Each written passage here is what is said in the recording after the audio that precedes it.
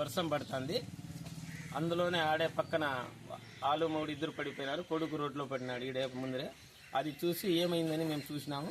తర్వాత పిల్లోని ఎత్తపోయి ఆ పిల్లోనికి సంతోష్ అనే పిల్లోడు బాగా అదిమి ఆ పిల్లోని కొంత సురాహ వచ్చింది. తల్లిదండ్రులు అయితే ఇద్దరు స్పాట్లోనే చనిపోయినారు. ఆవులు కుక్క ఉంటే చనిపోయిందని నేను పారేసింటే ఆ కుక్క మళ్ళీ బతికింది. ఆవులు రెండు ఆవులు చనిపోయినాయి.